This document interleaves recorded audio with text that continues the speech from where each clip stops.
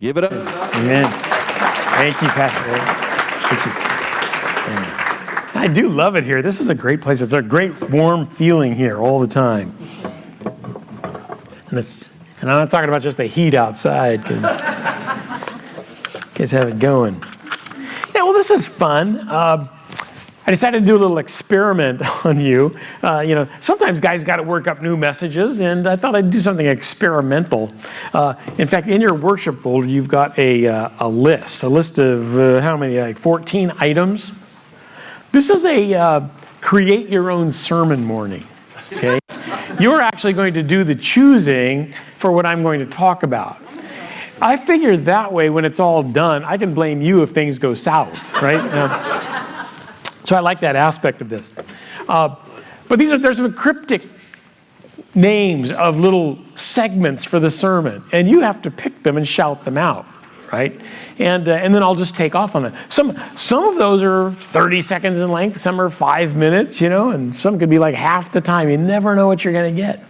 In fact, I'm pretty sure that whenever we do this, during this service is going to be quite a bit different than it was last service. So who knows what you're going to get? I have a feeling, though, with some proper guidance, you can have a much better experience. In other words, if I say, no, you don't want that one.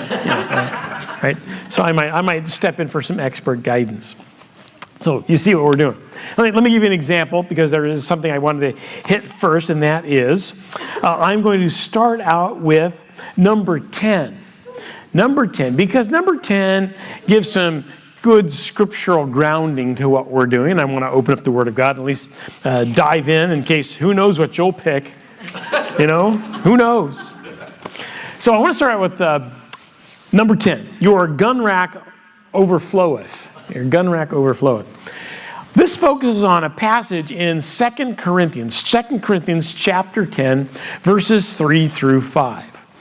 By any measure, 2 Corinthians 10, 3 through 5 is a famous spiritual warfare passage. If you ever hear a sermon on spiritual warfare, no doubt 2 Corinthians chapter 10, 3 through 5 is going to be included in that. But I think that teachers on this passage sometimes get it wrong. They think Paul's talking about one thing when he's actually talking about something else. And so let's take a look at this passage and see how this relates to filling your gun rack, for goodness sakes. Starting with verse 3, 2 Corinthians chapter 10. For though we live in the world, writes the Apostle Paul. By the way, by world, it simply means the physical stuff in the world, right? And he's not talking about worldliness or anything like that. For though we live in a physical world, we do not wage war as the physical world does. The weapons we fight with are not the weapons of the world. On the contrary, that is, these weapons, have divine power to demolish strongholds. I don't know about you, but I want me some of these. What are they? Spiritual rocket launchers? I don't know.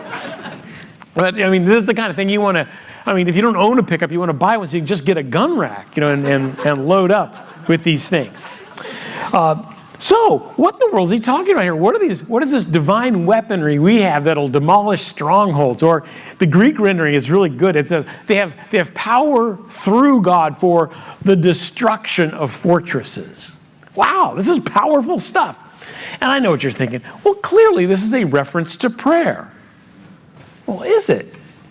I actually don't think it is. But don't get the idea that prayer is not related to this, for goodness sake. This is the Apostle Paul.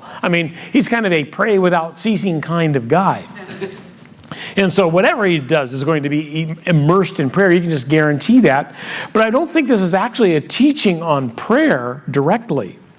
I think there's something else going on here. So remember, he says, on the contrary, these weapons have divine power to demolish fortresses or strongholds or barriers. So he actually tells us what this weaponry is inferentially. He tells us what we're destroying. And that tells us what the weaponry is. And in verse 5, he does exactly that. He says, we demolish arguments and every pretension that sets itself up against the knowledge of God. And we take captive every thought to make it obedient to Christ. So what are we demolishing? What are these fortresses, these barriers that block people's knowledge of God. They're arguments, bad arguments about God. And I know you know lots of people who carry around these terrible arguments. And you might not have a good answer. If you did have a good answer, that would be powerful weaponry to blast through this stuff. Not that you want to go in there, loaded for bear and being kind of obnoxious and a Jesus jerk of some sort. I mean, what you want to do is fulfill the command in 1 Peter 3:15 to be prepared always to give an answer, a reason, yet do so with humility and respect, right? That is really, I've discovered in my lifetime of ministry, that has been the bomb. Having some really good knowledge and being able to present it with humility and with reverence and with respect to the other person. It's just, it truly is the bomb. So the Apostle Paul is not talking directly about prayer here. He's talking about weaponry, and in this case, it would be counter-argumentation. People have set up arguments that block our knowledge of God. Knowledge of God is over there. We're being blocked with our true knowledge of God. So we need something that tears down those barriers, destroys the fortresses, so that we can have a clear, truthful view of God Almighty. And that is actually a great spiritual calling, to have great answers, to be able to give counter-arguments to those terrible arguments that you find on secular university campuses today that deny so much of the Christian view of the world and are so wrong-headed. I spend a lot of time on secular university campuses doing exactly that, pulling out that armor or those special armaments and just going kaboom and watching those things blow up. People have never heard these things. People have never heard a good argument for the historical evidence that Jesus really did come back from the dead, for instance. And it kind of blows their mind. I get to watch those fortresses and those barriers go boom, and people go, really? There really is evidence for that. I thought it was just some sort of spiritual feeling you had about it. No, it really happened. Jesus was alive at point A, dead at point B, and alive again at point C. And I think we can know that from the historical record. So, I think you're getting the picture. First of all, that's what we want to fill our gun racks with. Wonderful arguments for the truth of Christianity and against those things that block people's knowledge of God. So that ends my mini sermon on that topic, you see. Now, you get to shout out a number. Number 7. 14. 7 seems very forceful over here. I'm afraid not to go with 7. I'm afraid that got picked in the last service and it got picked again now. And that usually doesn't get picked. But I kind of like this one, so I'm glad you picked it. The logic of unknowing. You must be a philosopher, and you want to know something about that. The logic of unknowing. I don't know about you, but I bump into people all the time who ask some very strange questions. And one question they ask has a certain form. Actually, it's a whole series of questions that have a particular form to them. And they go like this. Why would God, then you fill in the blank. Why would God, why would God allow that child to have deadly leukemia, right? Why would God create the universe so big if it's just he and us? Why would he do such a thing? One of my favorites is, why would God create the hagfish? I don't know if you've ever seen a hagfish. I was a biology major as an undergrad and spent a lot of time on, marine research vessels. We were out there, and we'd pull up all kinds of strange sea creatures.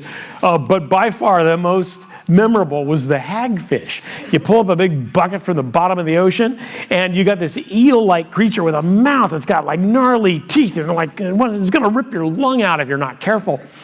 And it's an eel-like creature, so you want to grab it in order to put it in a new bucket, and the moment you grab it, it starts oozing mucus. And so you're just covered in the goo, That is a hagfish. Why in the world would God create such a horrible creature? You want to know my answer? It's a brilliant answer. I haven't the foggiest idea. And that's a legitimate answer, and there's a logic to that. Think about this. Here I am, literally in the proportions of the universe, I am a speck of dust on a speck of dust on a speck of dust, right? And I'm questioning the creative abilities and aspects of a God who can speak billions of galaxies into existence in an instant, right? Really? I'm a little reluctant to really, come at him with, why would you do this? Why would you create the hagfish? You owe me an explanation. I don't think he does. However, but don't get me wrong, as a Christian apologist, a person who, by my profession is to give answers to tough questions about Christianity, I can sit down and speculate with people about why God might do this, that, or the other thing. But very often we don't have much evidence to work with. Sometimes God is very generous and he plunks down a whole bunch of evidence for us. But honestly, he didn't leave any revelatory record as to why he created the hagfish. And so I suppose we could guess, we could talk about some sort of ecological niche that, fulfills this, that, and the other thing. No idea. I have no problem saying, you know what? I haven't the foggiest idea. But the point is, it makes sense that I wouldn't have the foggiest idea, given my place in the universe, how immense and powerful and knowledgeable God is. And honestly, I'm a guy who, loses his car keys on a regular basis. I just don't really compare to the wisdom and knowledge of the Almighty. Number six. Bam. Smell the coffee, see the ocean. I did my doctoral work in religious studies at UC Santa Barbara. And it's not the kind of place where Jesus-loving, Bible-reading Christians go to study. It's just not, okay? I don't think there were any other Christians in the large graduate student population there. There might have been one. He was kind of a subterranean guy. I think he was so far underground that, I don't think you could really tell. But I got some hint that he might be a Christian. But rumor got out that I was a Christian. They were stunned. Really? Like a guy who goes to church and reads the Bible and stuff? Yep, that's the kind of Christian. And this was kind of unheard of, and it became a bit of trouble for me for a little while. I remember one professor at one seminar I was in, seminars where you sit around, it's a big table and you've got all kinds of grad students and a couple of professors, and you read books and you read papers and you critique each other's views and so on. And this one professor, after I did a presentation on the interaction of religion and science in the modern world, he slams his fist on the table and goes, "Hazen, you're nothing but a flat earther." What? A flat earther, a guy who just, you don't pay attention to knowledge, So he was really criticizing my view. I go, oh, this isn't looking good, I did expect some blowback, but not so early from such an esteemed professor in our department, Well, it wasn't long after that grad students in our department got an opportunity to give some very high-level presentations. We had every other Wednesday, there was a big meeting of grad students and faculty, not only in our department, but from across campus, and they'd bring in scholars from other universities and so on to present the latest research on this, that, or the other thing. And we were required to go, and it was a big part of the scholarly community life there. Well, at one point, they opened up the speaking slots to grad students just to give us some experience, and so we got to write proposals if we wanted to do it, and mine got accepted. So I was going to be on the hot seat. They only did about 6 of these a semester, and so I was going to be one of them. And my topic was going to be on the interaction of science and religion in the modern world, again, which didn't go well in that seminar. But I worked my tail off. I worked at the best presentation, and I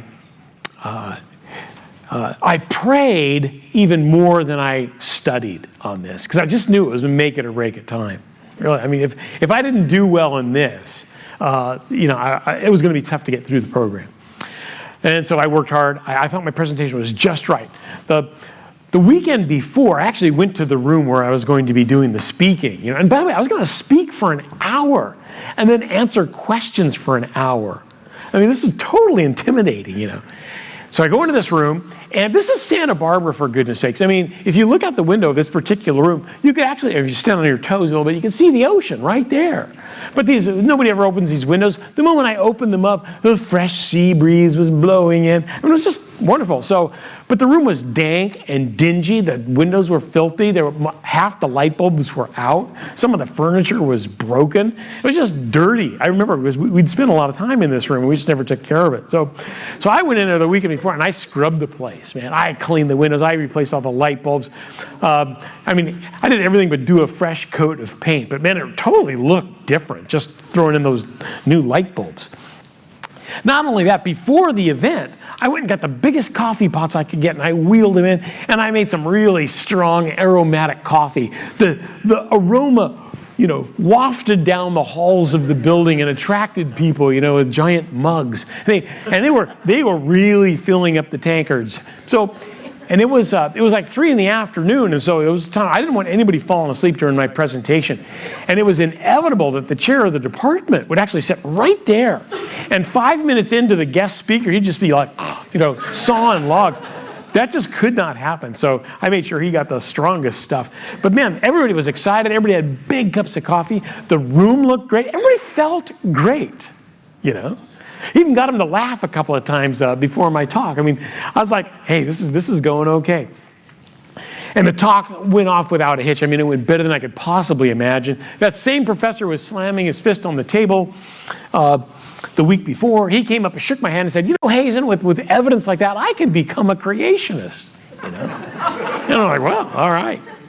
And it's so funny how the Lord used that, because I ended up becoming their darling, And because I was like some sort of fundamentalist, right? They thought that was totally intriguing now, because I clearly broke the stereotype of whatever a fundamentalist is, because I'm, filled with knowledge and did a good presentation, and they were very proud of that. But it also helped their diversity quotient. I never thought about this. But think, you got every racial quota, you got every sexual quota, you name it. And we've also got a fundamentalist, Wow, nobody's got one of these, And I remember my dissertation chair. She was like a top scholar, and she was the president of the American Academy of Religion, which is a big deal. And I saw her at a conference, and she was across the lobby of a conference hotel, and she sees me and she goes, "Oh, Greg," and she waves me over. Well, I go over there, and she introduces me to luminaries, top scholars from around the world, blah, blah, blah, blah, blah, blah. And she gets to me and she goes, "Well, I just wanted you to meet Craig Hazen. He's a fundamentalist." She was so proud that we've got one of these, I'll bet you don't. Anyway, the Lord just blessed my time there. But here's the lesson for this one. The lesson is you can pray and study, and it's all very important that you lay that groundwork. But there's also another element, preparing the environment for your presentation. And I've come to appreciate so much more the people who do cook the food and clean the place and get things ready for evangelistic outreaches and all that. Everybody is important in this. And I discovered that myself through changing light bulbs and scrubbing walls. Next. Number 3. Number 3? Really?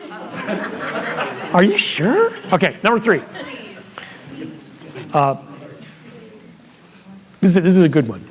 Number 3, a friend of mine is getting married. My friend he's not a Christian. He may or may not believe in God, never know. Really, it's hard to pin him down on such things. And he thinks of himself as a very scientific person. He's not really a scientist of any note or an engineer or anything, but he designs furniture for a living, so he must have taken a physics class along the way somewhere just to make a piece of furniture stand up straight, right? So we'd meet on a regular basis. He actually was a very interesting fellow. So we'd talk, and whenever we talk, we'd get into some controversial subject. And at the end of our time together, drinking coffee or whatever, he'd always say, Hazen, well, we had a great time talking, but I think it really boils down to the fact that, you know what, you're the religion guy, and I'm the science guy. You see, I know what he means by that. What he means by that is, you're willing to just go along with, unicorns and fairies and crazy stuff like that. I, on the other hand, am looking for the true facts of the case, That just drove me nuts because I just could never get through to him on that particular point, that I was very scientifically minded as well. So we met quite often and it was fun. Well, he's getting married. I get an invitation, so did some of my friends. We went to a lovely church wedding, and then we went to a country club where he was having his reception. I remember my friends and I, we sat out at a table near the pool, with a nice big umbrella over it, and most of the action was going on inside the little banquet room just next to the pool. So it took a while for the bride and groom to get out to us. They, after having a few glasses of champagne and feeling rather loose, they started to glide around the room and greeting their guests. Finally, they make it out to the pool, and they walk up to our table, and my friend, he's got his bride right here, and he says, he kind of looked right at me. My other friends are greeting him too, but he started out with me, and he goes, "Hazen, so glad you could make it." Man, we've had a lot of great talks over the years, But it's so funny how it really always boiled down to the fact that you were the religion guy, and I'm the science guy. Maybe I should have said this at his wedding. But I just blurted it out. I kid you not, this is what I blurted out to this poor man and his bride. His bride is just like hanging onto his arm, looking up lovingly. And I said this, I go, "Okay, tell me, is it wrong to torture babies for fun?" Wow. Well, this is such a weird thing to say. The bride is like, it takes a while to register, like, what did that weirdo just say? Now, she looks up, and the guy is thinking about it. Bad idea. You should blurt out an answer, immediately. Of course it's wrong to torture babies for fun. To actually think about it may not be the best footing on which to start a new marriage, What kind of monster have I married,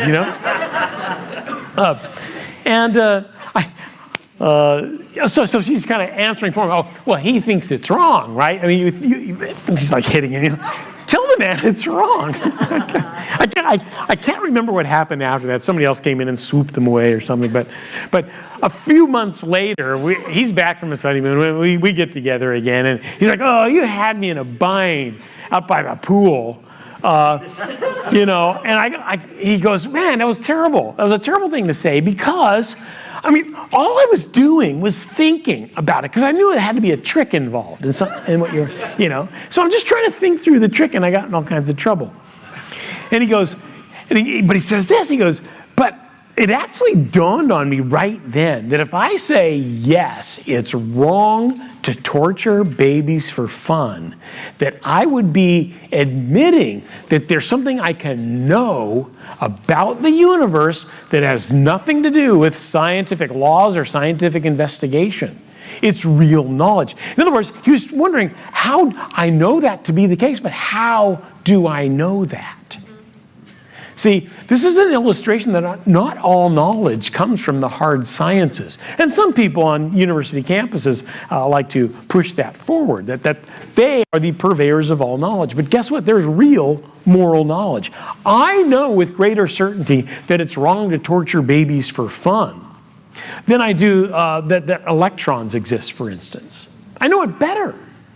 And so do you. And it's knowledge. It's not just some weird cultural norm. I know you think it's okay to torture babies for fun, but I don't. Yeah, we'll just live and let live. No, it's not that kind of thing at all. If you think it's great to torture babies for fun, we lock you up. We have cameras on you day and night, that kind of thing. So this is just an illustration of the idea that there are things we can know that science can't tell us anything about. And it's real. It's real knowledge. 4. Oh my. Okay, I got 5. I want to make sure I get 5 in. The last group did not have the wisdom to ask about 5. 5 is a very important one. Which one are you wanting? 4, please. Oh, you don't. Okay, 4 first, because it's a short one. Thank you. Okay, then we're on to 5. 4, 5. See? All right. Young, stupid, and don't know any better. So I became a Christian as a senior in high school. I was young, stupid, and didn't know any better, basically. But the Lord used me like crazy because I was young, stupid, and didn't know any better, I got Jesus. This is awesome, And I would like tell everybody about it, and people would become Christians too. I mean, it wasn't long before I had no Christians to evangelize. I had no unbelievers to evangelize. All my friends had become Christians, so we had to go out and hunt them down, Which wasn't crazy because a friend of mine, I was going to college, and he was actually he was a meat cutter by trade, and he used some of his money to buy a hearse. They're saying, like from a funeral parlor, that carries coffins around, an old-timey hearse, and he paints it jet black, and he paints flames on the side and turn or burn. It was like the Jesus wagon. It was scary too. And so on a Friday night, it was very often that he would just pull up with a skid in front of our house and go, "Oh, let's go." We'd all dive into the Jesus wagon, go out into the community to do some good, Well, we were scaring the daylights out of people, pulling up to intersections, all leaping out to help somebody change a flat or help some old lady across the street, Oh my gosh, we probably did a lot more, physiological damage to people through sheer fright than anything else. But nonetheless, the Lord was on the move every time we got in that thing. Something big was happening. We were just crazy for Jesus. And this particular point really says, let's see if we can capture that again. The crazy, I love Jesus feelings of our youth, perhaps tempering it with the maturity that comes with a lifetime of living for Him, but not too much. Number 5. I told you I went to grad school in Santa Barbara. When I was living in Santa Barbara, my wife and I are both from Orange County, so we got in the car. We were going to go down and visit her mother in Orange County. And on the way, we thought, hey, let's stop in and see my brother Steve. My brother Steve is a gay man. He's like 3 years older than I am, and he cuts hair in Beverly Hills, and he's really good at it. And so we're going to stop by and see him. We have a great relationship with him, even though he knows we're fundamentalists, and he's, a gay man. There it is, But we kept the relationship totally intact and wonderful. So we're driving down to Orange County, and we're going to stop by his house just to say hi. Well, we couldn't get a place to park anywhere near his home. What we didn't know was this was the day of the Gay Pride Parade in West Hollywood, and then and they were having a giant afterglow party at his house, So my wife and I, we get out, we walk up, and we go into the house, and my brother's surprised, but I was surprised to see a big party going on. And we walk in, and my brother goes, hey, everybody, it's my fundamentalist brother from Orange County, By the way, being from Orange County was a little bit worse than being a fundamentalist, for that group. So because it was kind of an open environment for them, it was like, in other words, I was the minority on their turf. A couple of them really were open about asking questions of me. And I was kind of surprised by that, but I really enjoyed it too, And I remember one guy, basically his line of questioning was, so what is it that you, fundamentalists or Bible believers or whatever, what is it that you have against our lifestyle?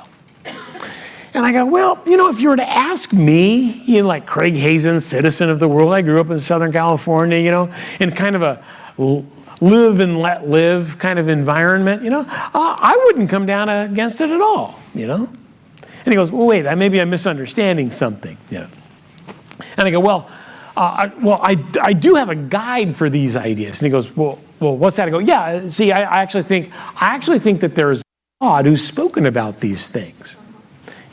And so it's kind of changed my mind on him. He goes, oh, wait a minute, what are you talking about? I go, well, here's a hypothetical for you. If there is a God, right, and if he, she, it, or they,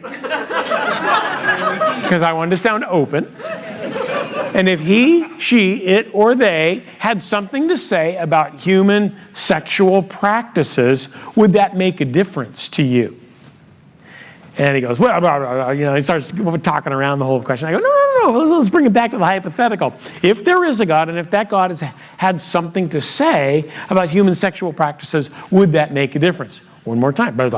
He's not responding to the question. I go, hey, no, really, just focus on this for a second. If there's a God, the kind who can create a universe and a world and all that stuff, and And he has something to say about human sexual practices. Would that make a difference? And finally he goes, okay, I suppose that would have to make a difference. But how would you know even that if that God exists? Well, guess what? Now he's on my turf. You see. Notice, the Lord actually showed me during this time how to diffuse a very incendiary topic. And the practice of homosexuality in our age is a very difficult topic for those of us who are followers of Jesus and think there are proper ways to have sexual relations and so on. And so it's very difficult for us to talk about this. When I got him to finally admit that, yes, okay, if there is a God, and if that God has had something to say about these issues, well, I guess we'd have to factor that in. Well, guess what? See, that moves it from this hot topic over here that's going to get everybody mad over to here. Now we're talking about the existence of God and his revelation to human beings. And obviously the person of Jesus is a very important part of that whole operation. And so I'm in this sunken living room. That's the title on number 5. I'm in this, maybe those old sunken living rooms. And it's got this fireplace hearth that kind of raised up. So I'm talking, and more people are gathering as we're talking and listening. Pretty soon I'm just kind of pushed to the edge, and I actually stand up on this hearth to just make some more room in the sunken living room, which is now full of people listening to me. So I'm basically making the case for the existence of God and the death and resurrection of Jesus. And I remember my brother walks out into the hallway looking into the sunken living room, from the kitchen. He looks over and goes, oh. But I didn't make any converts. But one guy on the way out, I think he spoke for a lot of people there. He goes, you fundamentalists have a lot going for your position that I had no idea about. Good for you. It's a lot more going on here. You guys ought to talk more about that. That good stuff that you're talking about. So. Let that be a little bit of an example. The Lord taught me through that example to how to take it from a very hot button, incendiary moment into something where it's actually on our turf, and it's the most important question. Is there a God? And has that God revealed his will about these particular questionable practices? 9, 12. Ooh. Well, I got to do 9. You guys are getting all the best, you see. Lunch witch. Lunch witch. Do I have time for this one, Ed? You'll come up and drag me off stage when I'm done. A friend of mine at church, he comes up to me and goes, Craig, you're not going to believe this. There's a witch in my building, my office building, at work. I'm like, there's a what? Yeah, she's a witch. I just discovered this last week. I've been dying to talk to you about it. Oh man, we got to get together with her. I thought of you immediately. We got to get you two together. And I go, okay, just set up a lunch. We three will get together and we'll have some lunch and talk to the witch. Turns out she was a member of the Wiccan community, and dresses very earthy, and just to startle people, says I'm a witch. So. He sets up a lunch, and I arrive at his office building when I'm supposed to, and I'm in a lobby, and there is a woman dressed kind of in earthy clothing across the lobby, and I'm looking at my watch. My friend's not showing up. Oh, he doesn't show up. He just doesn't show up. So I finally approach this woman across the lobby, and you must be the person I was supposed to have lunch with. She goes, yeah. She's like, yeah, where's Barry? And I don't know. And so I go, well, do you want to have lunch? She goes, yeah, sure. So we go to some place. I think she was hoping it would be a vegan place or something, but it wasn't. They served like ribs, and I was eating those. I had like animal flesh hanging out of my teeth, But we were sitting there. I was sitting across the table from her, and basically she had this wonderful vegetarian delight that she wasn't even eating because she was talking so much. And honestly, strangely, even though I'm a public speaker, I'm a bit of an introvert, so I'm actually a very good listener. And that's why I went into religious studies, because I love to listen to other people talk about their religious views. And she had no problem. She was telling me all about what she had going. And she was really focusing on the idea of the relativistic ethics in the Wiccan community. How it really is what she really admired about it was so tolerant and so live and let live. You know, you have your moral truth, I have my moral truth, and we just kind of leave people alone that way. And I'm just eating away and just listening to this. By the way, and here's lesson number one. Listening can be very, very helpful. You affirm the person by showing great interest in them. And at the same time, you get to collect intel, right? You get to collect information in order to ask a really helpful question. And sometimes you only need like one or two questions. And so when she had been going on for a good 40 minutes or so, and she goes, oh, I've dominated the conversation. So what do you think about what I've said to you? And all I said was this, well, I'm curious, what would the people in your Wiccan coven think about the Holocaust? That's all I said. And she's staring at me across the table. And it's like you could look into her eyes and watch her worldview collapse. It's going, poo, poo, poo, poo, you know. Because it just, you know, she didn't have the wherewithal after all that she just said to call the Holocaust wrong. There's no way to actually condemn it as a moral evil and something that ought not to happen. And she knew this after describing all this to me, just one question, and boom, her worldview just kind of takes a header. By the way, this exact same thing happened to me on the set of Roseanne. You know Roseanne, the old-timey Roseanne, you know. My twin boys played Jackie's baby for 4 seasons on the old Roseanne. And you know, some of the writers and people found I was some sort of professor of religion, and they loved to try out their stuff on me, you know. So I remember eating this one meal. Again, I was eating some big beefy thing. Somebody was eating some vegetables across the way. And the same thing happened, you know. I just said, well, tell me, what do you folks say about the Holocaust, you know? And there was a lot of people listening in, and everybody at that point was leaning in, you know, wanting to know what happened. And again, this writer's worldview is just like collapsing right before my eyes. Those Hollywood types are very resilient, though. They come back with a whole new worldview the next week, you know. But the helpful idea here is to, if you're a good listener, really put that in gear, because for some reason, after listening for a good 30 or 40 minutes, people really feel like you've earned your right to at least say something. And they're going to pay very close attention. And if you have the right thing to say, it can be very helpful. Let's just do the list.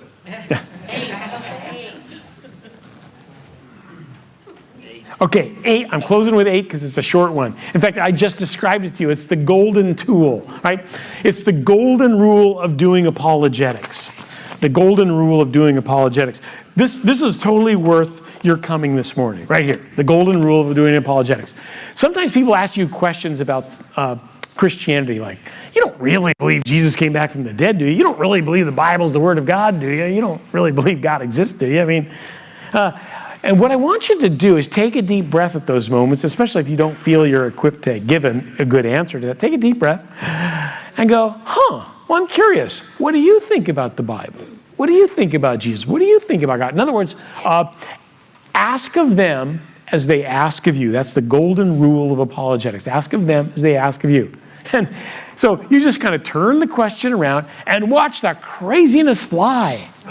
I tried this when I was first a Christian. I went to my Thanksgiving at my uncle, the physicist's house. He was the smartest guy in our extended family. And he heard I had become some sort of religious nut, you know. And so he's asking me about the Bible. And I go, well, Uncle Rob, what do you think about the Bible? And he goes, the guys down at the lab, we talk about this a lot. And I think it's pretty well established that the Bible was mostly written by inebriated monks in the 1500s. And I'm thinking, oh, Lord, you have delivered him into my hands, you know. And he did, you know. So remember that golden rule. It actually puts you in a wonderful, relaxed spot. You turn it around, you get a chance to listen to them, gather intel, and prepare a wonderful answer. Thank you all for your kindness and attention.